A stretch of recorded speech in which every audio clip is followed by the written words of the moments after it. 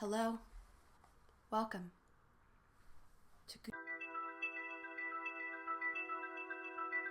GooseDrunks. I'm Bailey. Today we're going to be reading Night of the Living Dummy, the 7th book in R.L. Stine's classic children's horror story series, Goosebumps. To accompany the book today, I'm going to be drinking a mediocre to bad Pinot Noir. Speaking of, you guys, if you're going to drink along, need to drink responsibly. That's just a fun note in case you go and do something stupid and somehow it legally comes back to me. I don't see how it could, but it never hurts to cover your bases. The rules for this one are pretty simple. Actually, very simple. Typically, there are like 5 rules that you guys have to remember as we go along, but this time this book's a little different because the narrator is not first person where they're like, I said this, I said that. Instead, it's third person where they're like, he said this, she said that. We can't drink if the narrator's being stupid, and we can't drink if the narrator's sibling is being stupid.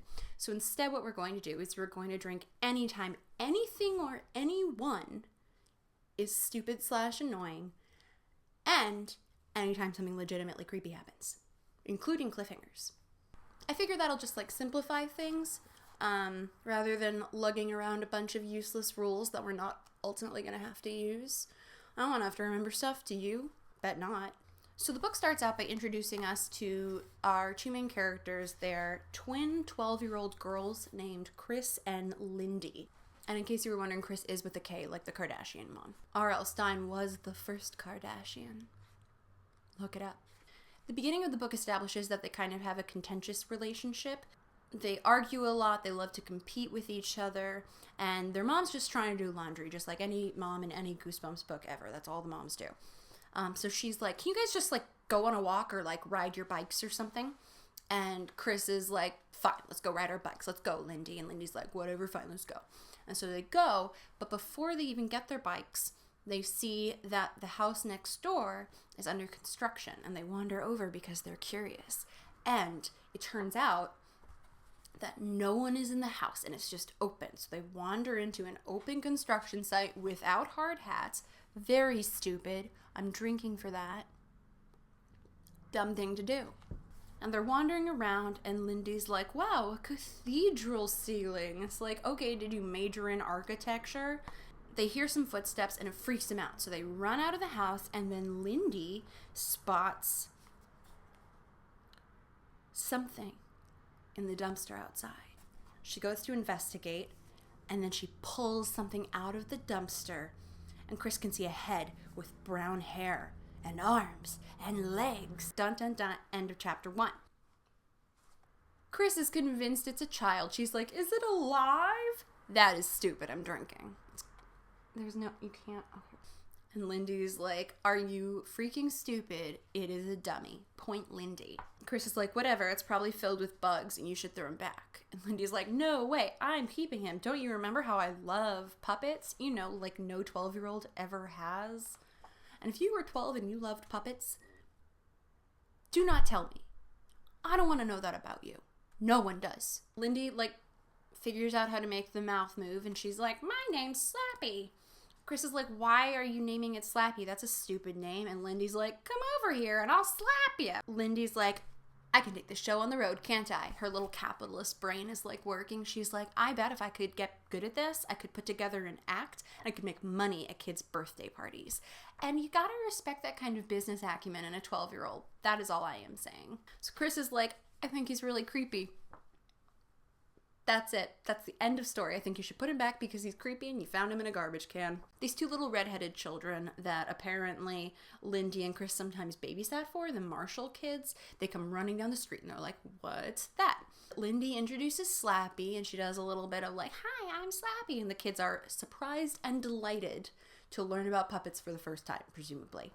Smash cut to dinner a week later. Okay, guess nothing interesting happened in the week since she got Slappy. As we come into the chapter, Lindy has just hung up the phone and sat back down at the dinner table where, in case you were wondering, they are eating spaghetti and salad, the dinner of champions. Lindy's like, oh, it's Mrs. Marshall. She wants me to perform at her kid's birthday party with Slappy, that doll I found in a trash can. Apparently, Amy and Ben, the two kids, like Slappy so much that Mrs. Marshall is going to pay Lindy $20 to perform at their birthday party. You can buy a lot of Pokemon cards with that. So every day after school and the entire week since she had found Slappy, she has spent hours in her room rehearsing with him, working on his voice, practicing not moving her lips, and thinking up jokes to perform with him. Chris is like, you are being a nerd, which is objectively true. And she refused to be an audience for Lindy's routines. But when Lindy brought Slappy into school on Friday, Chris's attitude began to change.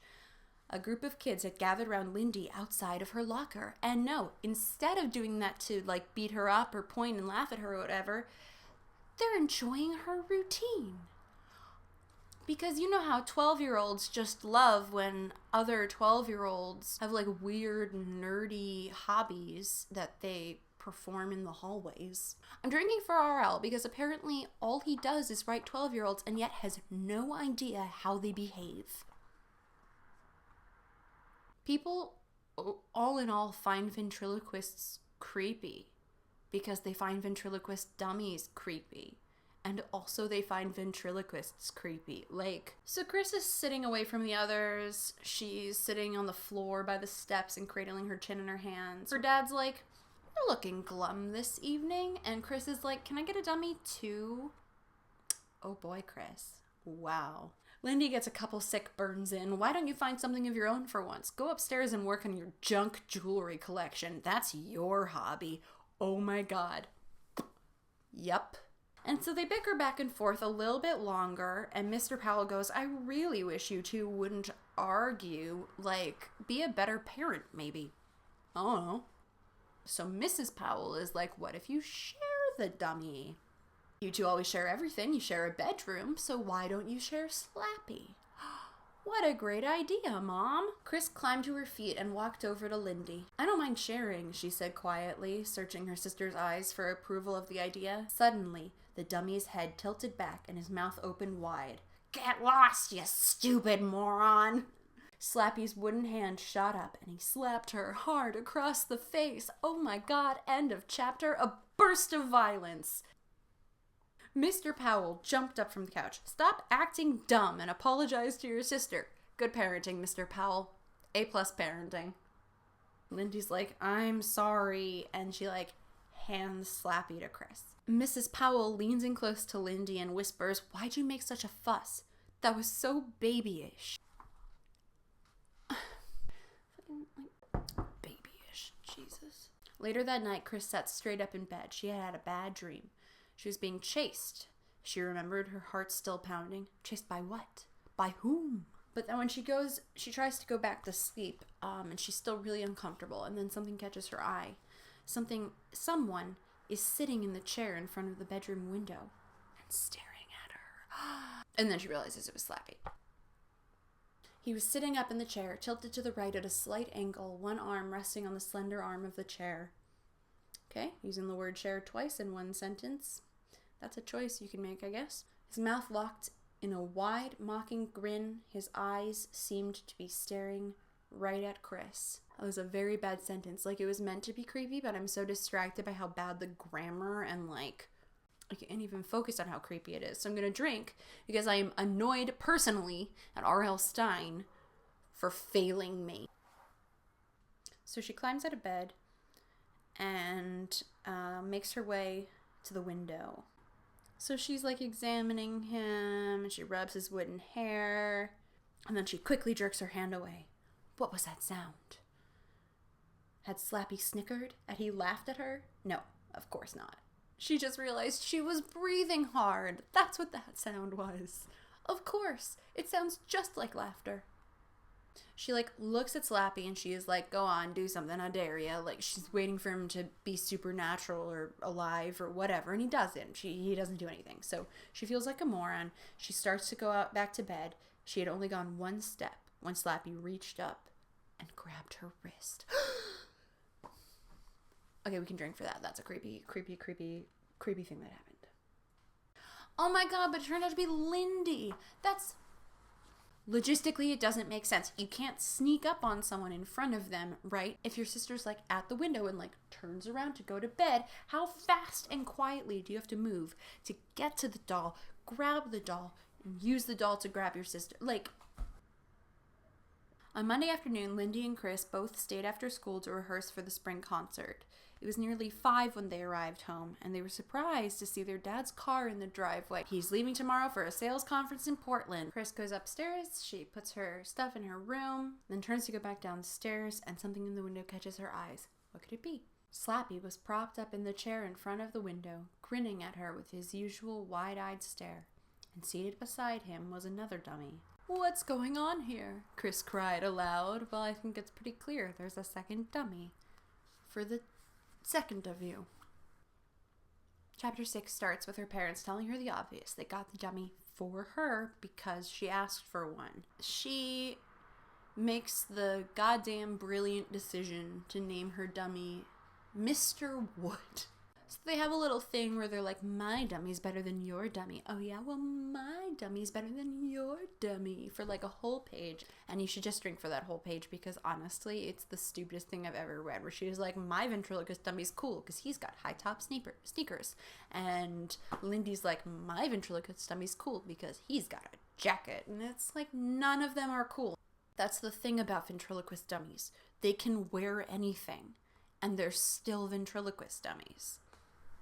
So Chris is lying in bed. Her big idea for how to get funnier than her sister is to check out joke books from school, which I have yet to ever see a joke book that actually has a funny joke in it, let alone one in a school library in the 90s. So, make of that what you will.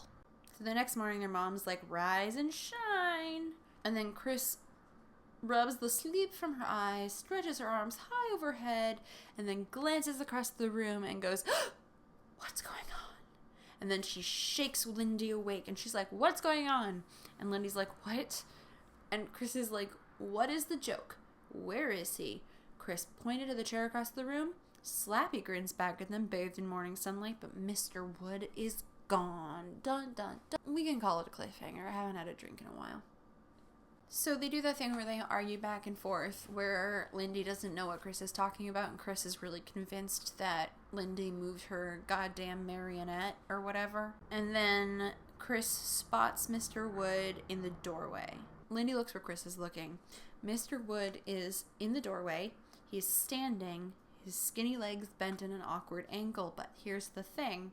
He was wearing Chris's dress-up clothes. Chris is like, don't worry, he's not standing on his own. Wasn't worried, thank you so much. But my blouse is all wrinkled. This was really obnoxious of you, Lindy. Anyway, Lindy's like, what are you talking about? I slept like a rock last night and I didn't move and I didn't get up until you woke me up, so I didn't do it. Chris is like, well, Mr. Wood, I guess you put on my clothes and walked to the door all by yourself. That is probably what happened, yeah. Their mom's like, are you guys going to school today? And they're like, oh, fine, we're getting ready, blah, blah, blah. Lindy's like, I don't know what's up. And she goes across the hall to get ready for school. And then Chris looks down at Mr. Wood and, like, pulls her clothes off of him. And is just like, I didn't dress you up and move you. And Lindy swears she didn't do it. But if she didn't do it, who did? That's the rest of it. Chapter 8 starts where Lindy is very kindly, like, telling Chris how to be better at using a dummy. But here's the thing, is they're hanging out with their mutual friends, Alice and Cody, and Chris is trying to show off her ventriloquist skills, but Lindy keeps interrupting with helpful suggestions because she's thinking her sister is trying to prepare for the, I don't know, whatever. Alice is like, I think you're both weird. And Lindy's like, I'm gonna make a lot of money with Slappy, so I don't know what you're talking about. I'll be a comedy star when I'm older. And Alice is like, everyone at school thinks you're both weird, which, low blow, Alice. Oh my god. I thought we were friends. Lindy's like, I'm just saying, if you want to do parties, you really need to get better jokes. Everyone is so, like, mean to each other. Are any of these people actually friends? Like, I know Lindy and Chris have to hang out because they're twins, but no, they don't. They can have their own friends. And also, their friends don't have to be mean people like Alice or whatever the heck her name is. Chris is like, well, I can't find any good joke books. Where do you find your jokes? And Lindy's just like, I make up my own jokes. RL is like, a superior sneer forms on her face, but deserved. So Alice actually has a pretty good suggestion. She says that Lindy and Chris should do an act together, and that would be really fun and a little less miserable to watch as their mutual friends, I'm sure. Lindy says the exact thing. She's like, that might actually be fun. When Chris is ready, Chris was about to say something angrily, and then Lindy grabs Mr. Wood from her and is like, let me give you a few pointers. You have to hold him straighter, like this. And Chris is like, hey, give him back. But as she reaches up, Mr. Wood slowly lowered his head down until he was staring down at her. You're a jerk, he rasped in Chris's face. You're a stupid jerk. This is great. I love having a monster that speaks. It's fun for me. Anyway, whatever. The dummy keeps going. He's like, stupid moron, get lost, stupid jerk. Like, oh, this is getting a little PG, you guys. Chris is like, make him stop. And Lindy's like, I can't make him stop. He's speaking for himself. Dun, dun, dun. So everyone's really scared and confused. Lindy's like, no, I seriously didn't do that. I can't make him stop. She like yanks the puppet away and she's just like, I'm late for the party. I can't do this. This is crazy. Bye. So she like zips off, tossing Mr. Wood back to Chris. Was Slappy like a red herring dummy? Is this the red herring dummy? Which one is the evil dummy? Who's to say? Sometimes the real evil dummy is you. So Lindy comes back from the party and it went great. So Chris asks about the party. She's trying to be nice. And Lindy goes, I did a sing-along with Slappy. It went over really well. And then Slappy and I did our rap routine. What a hit. Yeah, I bet this 12-year-old blonde child and her wooden puppet are both experts in the hip-hop arts. Chris is like, you got paid $20 though, right? And Lindy's like, 25. I got extra because I was so good, which I bet Chris loved to hear. And then guess what? You know Mrs. Evans, the woman who always wears the leopard skin pants, Anna's mom, she asked me to do Anna's party next Sunday, and she's going to pay me $30. I'm going to be rich. Whoa, that is pretty rich. But the thing is, while Lindy was at the birthday party, making money and whatever, Chris went to the mall where she ran into Mrs. Berman, the music teacher and organizer of the spring concert. And Mrs. Berman asked if Mr. Wood and Chris would be the masters of ceremony for the spring concert. And Lindy is pissed. I mean, I would be too. So dinner happens. The parents are lavishing praise on Lindy, and Chris is feeling jealous. This entire book, most of the word count is just sibling rivalry. It's exhausting. So before dinner, the sisters had put the two dummies, Mr. Wood and Slappy, if you'll recall, side by side in a chair. But then they go back up to their room after dinner. Slappy was now upside down, falling out of the chair, his head on the floor. His brown shoes had been pulled off his feet and tossed against the wall, and his suit jacket had been pulled halfway down his arms, trapping his hands behind his back. Oh my god. Mr. Wood, he's sprawled on top of Slappy, right? His hands are wrapped around Slappy's throat as if he's strangling him. End of chapter. I drink now. So both of them are freaked out because they're both like, I know you didn't do this, so who did? Lindy's just like, I just don't get it. Look at Slappy. He's nearly been torn apart. Chris thinks she hears Lindy say, your dummy is evil. And then she goes, what did you say? And Lindy's like, nothing. And then she's just like embarrassed, but she's like, I'm kind of scared about this. And Chris is like, yeah, honestly, it feels like something weird is going on. Yeah, you have two dummies in your house. They're both like, we should tell Mom. Their mother was in bed reading a Stephen King novel. That's sweet, RL. So they go in and they try to tell their mom about the creepy dummies doing creepy things. And the mom is like, please stop, please just give me a break. I'm tired of your silly competitions. This clearly isn't a competition, Mrs. Powell, but all right. Like, they're there together, so how is it a competition? But anyway, mom is super unhelpful when they tell her about it because we're halfway through a Goosebumps book, and so why would she be helpful? That's just ridiculous. So that night, Chris just puts Mr. Wood in the closet because she's terrified, because she should be. Anyway, the next morning she woke up pretty early, drenched in sweat. Gross. Blinking away the sleep, her eyes focused on the chair in front of the window. There sat Slappy, exactly where Lindy had placed him, and beside him sat Mr. Wood, his arm around Slappy's shoulder, grinning triumphantly at Chris as if he had just pulled off a wonderful joke.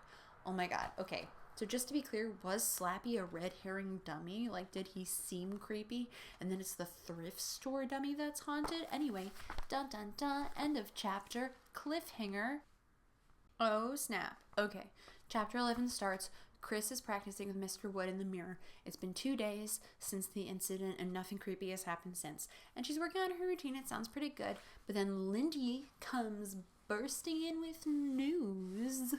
And she's just like, Mrs. Petrie was at Amy Marshall's birthday party, and she works for Channel 3, the TV station, as opposed to the Channel 3, the literally anything else. So apparently, coincidentally, every week this TV station, Channel 3, has a show called Talent Search. And Lindy leaps excitedly in the air and says, Slappy and I are going to be on TV. Isn't that fabulous? And she leaves the room, and as soon as she's downstairs, Chris just screams, why does everything good happen to Lindy? I don't know, man. I don't know what to tell you. I don't know how stuff works. Anyway, Chris pitches a fit alone in her room. She says, I'm hosting a stupid concert for maybe 100 parents, and she's going to be on TV. I'm just as good as she is, maybe better. Prove it, man. We haven't seen that. And she's so angry, she holds Mr. Wood high over her head and slams him on the floor, which is not the action of someone who gives a shit about her ventriloquy career, I'm just saying. The dummy's head made a loud clonk as it hit the hardwood floor. The wide mouth flew open, as if about to scream. And Chris lifts him up, and she, tries to soothe him and goes, did I hurt you? I'm so sorry, I didn't mean to. But the dummy continued to stare up at her. His painted grin hadn't changed, but his eyes seemed cold and unforgiving. That night, Lindy is sleeping fitfully and is startled awake with a gentle thud. She raises her head from the pillow and looks. Someone is moving in the darkness. Ah! Hey, she whispered, wide awake now. Who is it? The figure turned in the doorway, a shadow against even blacker shadows. It's only me, came a whispered reply. Chris? Yeah, something woke me up. My throat is sore. I'm going down to the kitchen for a glass of water. She disappeared into the shadows. Her head still raised off the pillow, Lindy listened to her footsteps padding down the stairs. When the sounds faded, Lindy shut her eyes and lowered her head to the pillow. A few seconds later, she heard Chris scream in horror. Dun dun dun! End of chapter! End of chapter! Lindy hops out of bed and races downstairs to see if Chris is okay because she's still her sister and she loves her. It's hard for her to see because it's dark, and then she goes, and then there's light because the refrigerator door is open. As her eyes adjust, she realizes the refrigerator is empty. She walks into the kitchen and feels something cold and wet on her foot, and she looks down and realizes it's an overturned milk carton. And then she realizes that everything in the fridge is dumped out onto the floor. But then they realize that lying amongst the food is Chris's collection of junk jewelry. Yeah, just all her crappy, sparkly earrings and bracelets and strands of beads tossed everywhere and mixed in with the spilled, strewn food like some kind of bizarre salad. Sitting upright in the middle of the mess was Mr. Wood, grinning gleefully. He had several strands of beads around his neck, long, dangling earrings hanging from his ears, and a platter of leftover chicken in his lap. Girl, same. Anyway, that was a cliffhanger. I'm gonna drink. And then their mom comes into the kitchen and turns the light on and is like, what on earth? So Chris and Lindy try to explain what happened. Chris is like, I came down for a drink and I found this mess, the food, my jewelry. And Lindy's like, Mr. Wood did it. Look at him. And Mrs. Powell is like, I have had enough. This is insane. And Chris agrees. She's like, no, Lindy's right. Mr. Wood clearly did this. Mrs. Powell's just like, no, stop. This is just sick. Sick. You know what's sick? Buying ventriloquist dummies for your children, Mrs. Powell. Mrs. Powell's like, I'm taking both of the dummies away from you. This has gotten out of control. And both of the girls are like, that's not fair. And it isn't. But at the same time, like, isn't it? Food has been wasted. Chicken has been wasted. So the mom's like, both of you swear you didn't do this. And they're like, yeah, no, it was the dummy. And then the mom's like, then you both lose your dummies because this is the real world. And in the real world, dummies don't eat chicken. Because that implies a lot about a dummy's digestive system that I don't want to fully think about. And then Chris is just like, we'll clean everything up. Don't take our dummies, though. Like, we're making a living off of these. We gotta eat. And Lindy's like, yeah, full agreement. We will clean this up. Like, it's crazy, but we'll do it. And the mom's like, look at this mess. The vegetables are spoiled. They've been on the floor for at most a couple hours. How could they whatever. And the milk. Okay. I don't want to be like, Mrs. Powell, have you ever heard the expression? But Mrs. Powell, have you ever heard the expression that there's no use crying over spilled milk? Because that's literally the situation here. And Chris is just like, we'll pay for everything. We'll replace it all with our allowance. We'll clean it up perfectly. Please just give us one more chance. And Mrs. Powell's like, fine. I want the kitchen spotless. I want all this food, all this jewelry, and everything back where it goes. And the girls are like, fine, cool.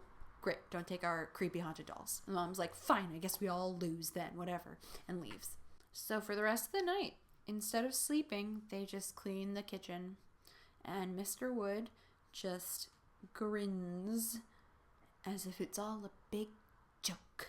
At this point, it's a little past 3 in the morning. I certainly hope they don't have school tomorrow, Mrs. Powell. Chris is beginning to hate this dummy. Well, then you shouldn't have wished for him so hard. The monkey's paw curls one finger inward, Chris. She puts the dummy in the closet and slams the door shut. So she goes to sleep. She buried her face in the pillow and shut her eyes. She had just about fallen asleep when she heard the tiny voice. Let me out! Let me out of here, it cried. A muffled voice coming from inside the closet. Dun, dun, dun. Chapter 14. Very short chapter. Chris sits up with a jolt. Her entire body convulsed in a shudder of fear. Did you hear that? Lindy's like, what? Chris is like, in the closet, the voice. And Lindy's like, it's 3 a.m. I just want to sleep. Which is fair. Me too. But Chris is just like, I heard him talking. Lindy's like, I heard no one talking. We both need to sleep. Go to bed. And then Chris just starts crying. She's like, I don't know what's happening. It's really, really scary. And now I'm crying. Lindy gets out of bed, goes to her sister's bed because she's not a heartless monster, obviously. And Chris is like, something horrible is going on. And Lindy's like, and I know who's doing it. And Chris is like, huh? And then Lindy's like, yeah, I know who's been doing it all. I know who it is. And Chris is like, who? End of chapter. Who do you think it's going to be? And then chapter 15. Chris is like, who? And Lindy's like, it was me. It was all a practical joke that I did. I messed up the food. I threw all your jewelry in it. I'm hilarious. Blah, blah, blah. I am no longer Team Lindy. That's screwed up, man. That's some real messed up stuff. Lindy's like delighted. She's like, yeah, I really scared you, didn't I? And Chris is like, why would you do that? Lindy's like, I just wanted to see if I could scare you. It was a joke. It's like, I really, like, up until this point, I was very much Team Lindy, but this is really a Gone Girl moment. We're halfway through the book, and, like, this person I was rooting for turns out to be kind of a piece of crap. Anyway, that's really upsetting. Chris feels understandably betrayed. Lindy's like, I just wanted something that would be mine for a change without you being a copycat, but there's no excuse for making your sister think a doll is haunted, even if it is really haunted. So Chris understandably is like, I'm never speaking to you again, which is going to be hard because they sleep in the same room, but still. Lindy does that classic thing people do when they do something that's not really a joke and is just super mean. She's just like, fine, I thought you had a sense of humor, but whatever. And then she goes back to bed, and then Chris is like, I need to find a way to pay her back for this. End of chapter. A few days later, Chris is walking home with Cody. It's hot. Chris and Cody both agree that Chris should have a swimming pool. I say that all the time about myself. They're talking about how refreshing it would be to dive into an enormous pool of iced tea. That's not how you drink iced tea. It's a great way to get an infection, though. So she gets home. Cody goes on his way. She goes upstairs to practice with Mr. Wood. She's the only one home. Her parents were at work. Lindy was at some after-school activity. She doesn't know which one, because that makes sense. She only lives with this person. And then she's practicing and she notices a slip of yellow paper inside of his shirt pocket. And so she pulls it out, thinking it's probably just the receipt for him or something. So she looks at it, and the paper has a single sentence handwritten very cleanly in bold black ink in a language that Chris didn't recognize. The note says, and I quote, and I apologize if I awaken any demons by reading this out loud. Karu Mari Odana Loma Molonu Karano. I don't know if I got the pronunciation correctly. I doubt there is a correctly pronunciation. And then Mr. Wood appeared to blink. But that wasn't possible. Was it? And then she's like, whatever, I've got to get back to practicing. And so she does. After dinner, the twins are up in their room when their parents call them downstairs. Apparently, the Millers really want to see the girls' ventriloquist acts. They're this elderly couple that lives next door, presumably not the house that was being built, but the one that wasn't. They were very nice people, but very boring, condemns the narrator. They were like, have you girls ever heard of Bergen and McCarthy? And they're like, nope, we're 12. And Mr. Miller's like, before your time, they were a ventriloquist act. So Chris watches Lindy do her routine. She's actually really good. And then it's Chris's turn, and you'll never guess, but it doesn't go great. This is Mr. Wood, she told the Millers. We're going to be the hosts of the spring concert at school tomorrow night, so I'll give you a preview of what we're going to say. That's a nice-looking dummy, Mrs. Miller said quietly. You're a nice-looking dummy, too, Mr. Wood declared in a harsh, raspy growl. Mr. Wood leaned forward on Chris's lap and stared at Mr. Miller. Is that a mustache, or are you eating a rat? Mr. Miller glanced uncomfortably at his wife, then forced a laugh. Don't laugh so hard. You might drop your false teeth. That's my evil dummy voice. I hope it sounds that way. Mrs. Powell's like, Chris, why are you doing this? But Chris is like, I didn't do any of it, honestly. And everyone's like, you've got to apologize. And then Mr. Wood turns to the Millers and is like, I'm sorry. I'm sorry you're so ugly. I'm sorry you're old and stupid. I don't get her humor. Never liked roasts. And Chris is like, next chapter, she's like, you have to believe me, I swear I didn't say any of that stuff. And Lindy, who should talk, is like, tell me another one. So Lindy and Chris are upstairs, and their parents are still apologizing to the Millers. But Chris is on the edge of her bed, wiping tears off her cheeks, and Lindy is standing with her arms crossed in front of the dressing table. Lindy's like, why are you making everyone mad? Why are you such a copycat? Blah, blah, blah. I've learned nothing from this entire book so far. I'm getting really frustrated with Lindy. I was on her side, but now it's like her sister's crying, and she should be better at spotting a haunted dummy when she sees one. That's all I'm saying. That's the chief job of the ventriloquist, is determining if the dummy is haunted before putting on a puppet show with it. The end.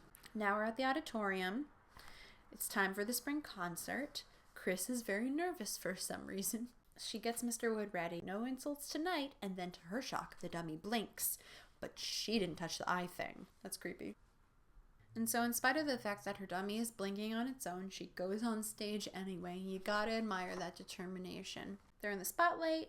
There's a folding chair. She sits down, arranges Mr. Wood on her lap, and then realizes the microphone's too high, and everyone laughs at her while she fixes it. Okay. Was there not a rehearsal or something? She's emceeing. I'm just saying this talent show is ill-prepared. I'm drunk and mad. So Mrs. Berman, the music teacher, comes over to help Chris fix the microphone when Mr. Wood leans into the microphone and says, "What time does the blimp go up?" Staring at Mrs. Berman's dress. "Your face reminds me of a wart I had removed." From what I understand about dummies, they don't have skin. And Chris is like, I'm not saying the things, but that's not gonna fly in front of a live studio audience, Chris. And then Mrs. Berman's like, please apologize to me and the audience. And then Mr. Wood leans into the microphone and goes, apologize for this. And then he drops his jaw open and a thick green liquid comes spewing out. That's so gross. Everyone's screaming. It stinks. Chris is frozen in horror. Mrs. Berman clears the auditorium. Everyone's disgusted. And then Chris is backstage before she realizes what's happened. This happened really early in the evening. Mrs. Berman's like, I don't know how you did that or why, but I'm mad. And she threatens to suspend Chris for life. And that's the end of the chapter. You can't suspend Chris for life. That's called expelling. So, chapter 18. Chris's parents make her put Mr. Wood inside of the closet. Lindy's just like, listen, let's just talk about it tomorrow. I don't know what to believe. So, like, Chris can't sleep, and that makes sense. She feels really bad, and she's really freaked out. And then she sees a small, dummy-sized shadow creep out of the closet. I wonder who it could be. And then out into the hallway, and she chases it out there, and she goes, hey! Grabs the shoulder, turns it around, and it's Mr. Wood, obviously. But I think it's supposed to be a cliffhanger, so I guess we gotta drink. Mr. Wood hisses at her like a frightened rat. And then they have the whole, like, confrontation where she's like, you're alive, but you can't be. And then the dummy laughs at her, and she's like, it doesn't make any sense. And then it laughs again, and clearly, like, it's happening. So, you know, get with it, girl. It's chapter 19. We've been here the whole time. And Dummy's like, let go of me. And Chris is like, I have to be dreaming. And then Dummy's like, I'm not a dream, I'm a nightmare. Blah, blah, blah. He's very quick-witted. He is a dummy, after all. That's my least favorite thing about the whole, like, haunted dummy trope, is they're always, like, snappy. I prefer my monsters to be silent and humorless. So the dummy's like, let go of me or I'll throw you down the stairs. Don't know how those physics works, but okay. And then they're like fighting, they're like tussling, and then they both fall down the stairs and roll down a few steps. It turns out the dummy's surprisingly strong, which is not something that one likes to find out in the moment. And then Lindy comes out and she's like, what the hell's happening? And she's like, here's the stitch. Mr. was alive and we're fighting on the stairs. But Lindy's just pretty convinced her sister is straight up crazy. But Mr. Wood is smart. So he's just, even though he doesn't have a brain, he's just made of wood. So he's just pretending to be not alive. And he's lying face down on the carpet or whatever. Okay, but then Mr. Wood is like, I'm tired of this charade, and like grabs the edge of the stair. And then Lindy's like, oh my god, no way. We're in the denouement here, friends. Chris dives off the step and like smashes Mr. Wood's head into the carpet really hard. And then he screams in pain, and then his eyes close and he stops moving. So maybe he died? Oh wait, no, he didn't die. They hear voices upstairs, and Chris is like, down here. And they appear in the landing, and their faces are full of worry. And Chris is like, look, and she points at the dummy beneath her foot. Chapter 20. They're like, look at what? Of course they don't believe her because they are useless adults. Anyway, I'm drinking. Bad parenting. So they continue to not believe her, and it's crazy to me. But finally, Lindy vouches for her. She's like, I saw him too. I'm like, finally, Lindy. Anyway, the parents don't believe them and send them back to bed. So, whatever. So the parents go back to bed, and it's just Lindy and the dummy. And they're like, well, what should we do? And Chris is like, I have literally no idea. And then Mr. Wood goes, there's nothing you can do. You'll be my slaves now. I'm alive once again. Like, all right, calm down, man. And apparently, Chris brought him back to life by muttering the ancient words or whatever. But the dummy's essentially like, you read the words and now you and your sister are my slave. That's how it works, I guess. I don't know. But then Chris is like, well, maybe if I read the words again, he'll go back to sleep. So she like grabs a slip of paper and she reads the words again. And end of chapter. Cliffhanger, I guess? So they're like waiting for the dummy to collapse from the magic words, but he just laughs. He's like, those are the ones that bring me to life. That's not how you kill me, idiots. And Mr. Wood's like, you can't kill me. I have powers. And then he's like, this is my house now. Like, it's escalated very quickly. Okay, so there's a big struggle, which is probably, I'm sure, fun to watch, but not as fun to read.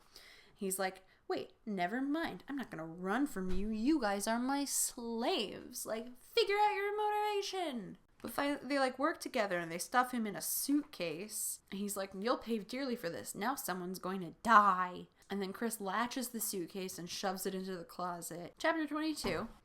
So they're just trying to like figure out what to do. Lindy's like, I'm just really sorry I got us interested in dummies, which that is not the problem here. They had an unrelated haunted dummy. Had nothing to do with the fact that Lindy found a dummy in a garbage can. Oh my god, so they literally like go outside with shovels and they're like, we'll dig here and cover him up. And Mr. Wood's like, I've got powers. I'm warning you. But it's like, buddy, if you had powers, you'd have escaped the suitcase an hour ago. So they straight up like bury him alive in the suitcase. It works, I guess. If you have the shovel and the yard space, you might as well. And then next morning they wake up and they go downstairs and they say hello and good morning to their mom. But their mom has an angry expression on her face and they're like, what? And then they look and Mr. Wood is seated at the counter in their kitchen and he's covered in dirt. So apparently Mr. and Mrs. Powell are very angry, and what they do when they're angry is they go to the garden store and they shop. Chris is like, can you please just like bring this guy back to the pawn shop that you got him from? And the dad's like, not till Monday. Today is Saturday. And so Mrs. Powell and Mr. Powell basically sprint out of the house to go shopping at the garden store, even though it is raining. I guess it is very, very urgent. Maybe because their children dug an inexplicable suitcase-sized hole in their yard. Anyway, Dummy's unhappy with his slaves, and he has to prove to them that he's serious. Mr. Wood proves he's serious by grabbing Barky by the neck with both of his hands. Dun dun dun. End of chapter. Very creepy. Big cliffhanger. I hope that Barky is okay. I'm going to drink, even though I'm very, very drunk. That's part of the game. They're both really, really sad.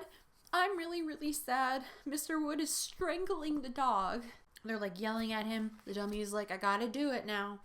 You made me do it. You forced my hand. And then they're both just like, bitch. And so she like pulls his hands off of the dog because even though he's a very strong dummy, they're still twice as big as he is. And then they both grab him and they lift him up by his legs and they pull him out the kitchen door and they take him outside and they see that next door there are two enormous yellow steamrollers hanging out because they were doing construction, if you'll recall. And they run and they slip on the grass and they're just a few yards away and Barky got out somehow and he like runs ahead of them and it's like going into the path of the rumbling bulldozer and they're like, no! End of chapter. It's a cliffhanger. I think it would be weird if Barky didn't get strangled by the monster but instead just got randomly flattened by a bulldozer because they left the door open, so I don't think he's going to die, but I am still going to drink because it is technically a cliffhanger. So even though there's two of them, they let go of Mr. Wood and go for the dog.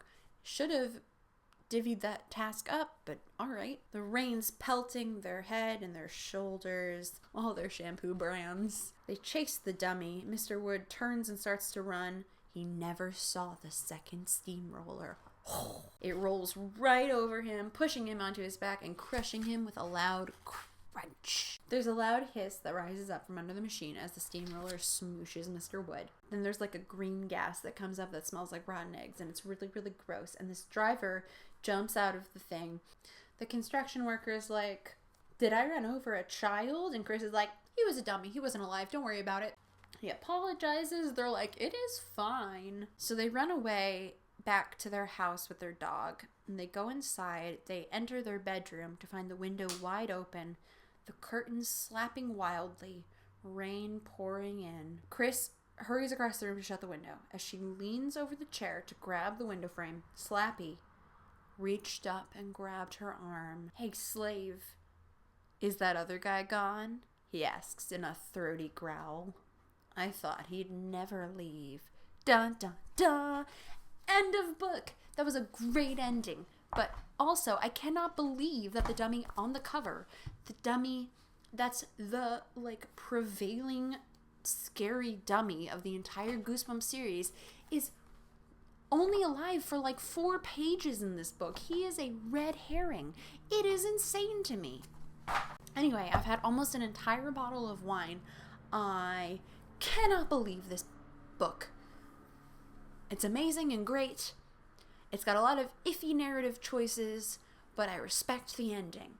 I hope you all have a good night. Anyway, I'm going to bed because I'm pretty drunk.